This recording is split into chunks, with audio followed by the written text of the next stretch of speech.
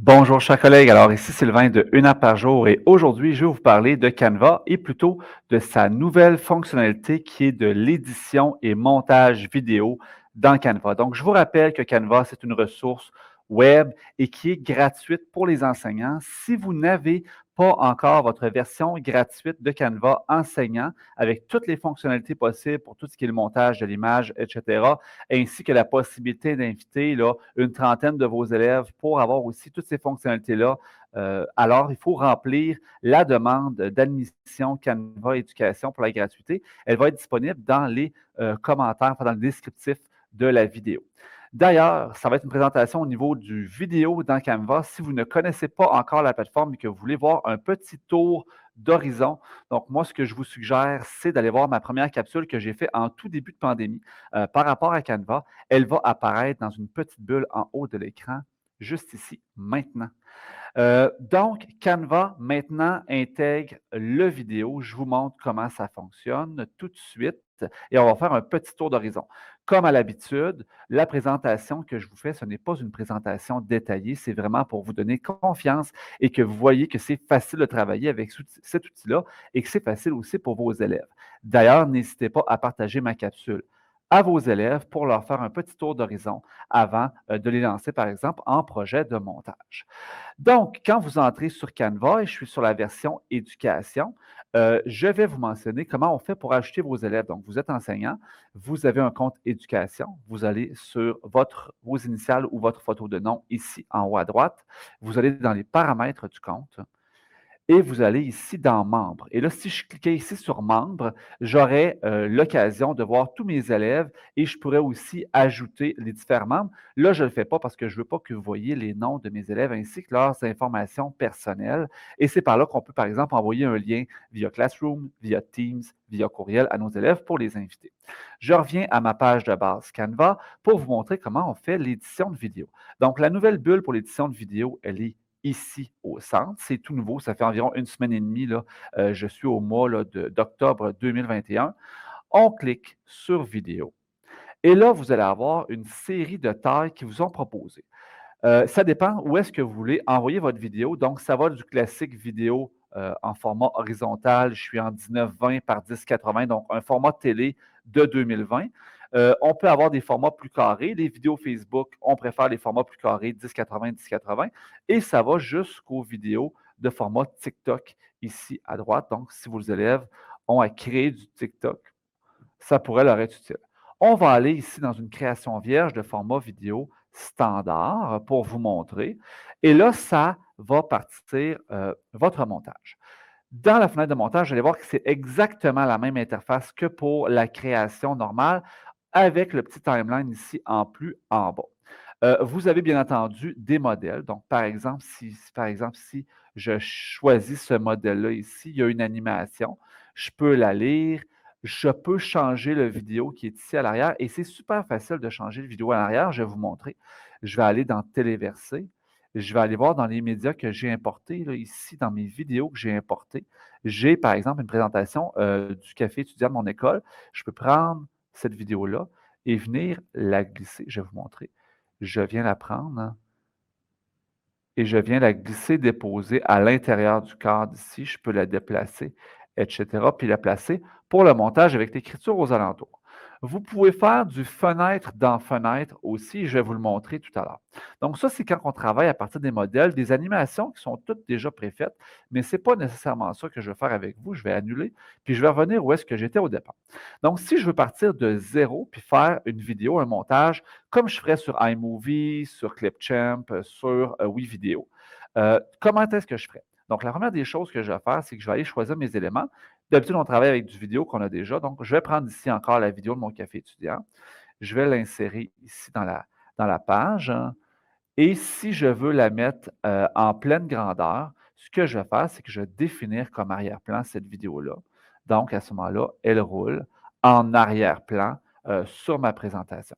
Pourquoi est-ce qu'elle est en arrière-plan? Parce que je peux rajouter d'autres vidéos par-dessus. Donc, si je veux rajouter d'autres vidéos, comment est-ce que je fais? Par exemple, si je veux prendre ici la présentation de notre atelier, ben, je peux la placer ici par ici, puis on peut faire de l'image sur image. Donc, première fonctionnalité qui est super intéressante. Si vous trouvez que l'image sur image ici est un petit peu ordinaire, il y a possibilité de travailler avec des éléments qu'on appelle des cadres. Donc, je vais ici dans les éléments, je choisis l'item cadre, et dans l'item cadre, j'ai plein de cadres différents que je peux utiliser. Donc, par exemple, ici, je vais prendre comme si c'était un cellulaire ou tiens, un laptop. On prend le laptop. Je le glisse ici, par exemple, en bas et je peux prendre ma vidéo et l'entrer dans l'écran ici.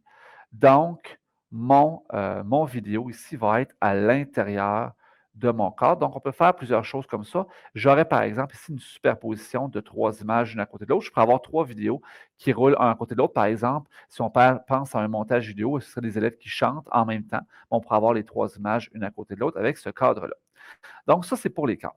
Ensuite, si je vais dans les timelines pour le montage, les façons qu'on peut voir, j'ai le zoom de la page. Ici, si je clique, ça me permet de déterminer c'est quoi la grandeur, le niveau de précision là, quand je glisse ici pour aller scinder, déplacer et ajouter des choses. Donc, ça ici, c'est en cliquant sur le zoom. Je peux aussi cliquer ici sur ce zoom-là qui me permet de voir plus en détail les parties de vidéo. Donc, on joue avec ces deux pitons-là pour jouer en grandeur, mais aussi sur le zoom horizontal. Si je clique ici sur la vue grille, donc sur la vue grille, ici, ça va me permettre de voir les divers éléments, un à la suite de l'autre, mais sans qu'on ait nécessairement la durée de chacun. Donc, ça ici, c'est la vue grille. Je vais cliquer ici. Puis, il y a bien entendu le fameux plein écran. Si je clique ici, ça va me mettre en plein écran. Dans vos vidéos, donc ce que vous devez savoir, c'est que vous pouvez ajouter vos vidéos un à la suite de l'autre, bien entendu, comme dans n'importe quel logiciel de montage. Donc, par exemple, je vais ajouter une autre vidéo.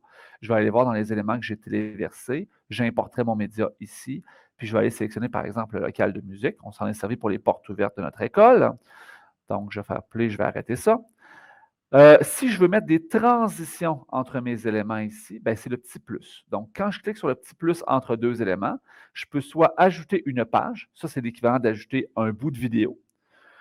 Donc, ajouter une page, et à ce moment-là, je vais choisir une autre vidéo. Je vais annuler. Ou sinon, je peux insérer une transition. Donc, les transitions qui sont disponibles, c'est aucune transition, des effets de fondu, des effets de glissement, d'effacement ou d'effacement latéral. Donc, par exemple, si je mets un fondu, ce qui est un classique, entre mes deux, puis il y a le petit icône du fondu qui apparaît ici entre mes deux éléments. Vous pouvez, à l'intérieur de vos parties de vidéo, là, ici, je vois que je ne l'ai pas mis en arrière-plan, je vais cliquer, je vais le définir comme arrière-plan. Vous pouvez scinder vos parties de vidéo. Comment est-ce qu'on fait pour scinder? Donc, s'il y a un bout de vidéo au milieu que je ne veux pas voir, bien, je vais me placer au bon endroit, je fais les 3 petits points et je vais faire diviser. Donc, quand je vais faire diviser, bien, ça va séparer mon vidéo en deux. Et à ce moment-là, je peux ajuster. Donc, chacune des parties de vidéo, ici, une partie grise que vous pouvez glisser. Là, je suis en train d'enlever une partie du vidéo, la partie du début, la partie du milieu, la partie de la fin. Bien entendu, il y a toujours l'option de scinder à deux places et de supprimer le petit bout qui est entre les deux. Donc, par exemple, si je me place ici, je fais scinder et ce petit bout-là, ben, je peux le supprimer ou faire tout simplement la touche Delete. Donc, voilà pour le montage en général. Ensuite, qu'est-ce que vous allez aimer puis qui est plus difficile sur d'autres logiciels, c'est l'insertion qui est du texte. Donc, si j'insère du texte ici, vous avez plein de parties de texte, comme dans Canva original, que vous pouvez insérer et modifier. Donc, par exemple, ici, je vais prendre ce bout de texte-là qui parle d'organiser une sortie. Donc, je peux le glisser à l'intérieur de mon vidéo. Je peux changer sa couleur ici, je peux changer l'enlignement, je peux le faire animer. Donc, je peux, par exemple, le faire apparaître comme ça ici. Donc, plusieurs animations de mon texte. Je peux, bien entendu, en double-cliquant, changer le texte. Donc, par exemple, ici, c'est le local de musique. Je peux supprimer les bouts que je ne veux pas. Je peux changer les polices de caractères ici. Je peux changer la couleur. Si jamais vous trouvez ou vos élèves trouvent qu'on ne voit pas bien parce qu'il y a du vidéo en arrière, il y a l'option d'utiliser divers éléments qui sont déjà possibles dans Canva original. Donc, je vais enlever mon filtre cadre de tout à l'heure. Par exemple, si je peux mettre une forme grise que je mettrai en arrière de mon titre et je pourrais aller jouer, par exemple, en transparence pour qu'on voit mieux mon titre, mais qu'on voit encore l'image à l'arrière pendant que le vidéo joue. Donc, ça, ce serait des options qu'on pourrait utiliser. Tous les éléments qui sont disponibles dans Canva sont disponibles aussi dans la version vidéo. Vous avez divers graphiques, vous avez divers éléments que vous pouvez utiliser à l'intérieur de Canva. Donc, ça, c'est vraiment votre imagination. Une fois que vous avez fait votre montage, qu'il est à votre goût, qu'est-ce que vous pouvez faire? Bien, vous avez tout simplement à le jouer, premièrement, pour voir si c'est à votre goût. Une fois que c'est terminé, vous allez le charger. Par défaut, ils vont vous suggérer de le télécharger en MP4.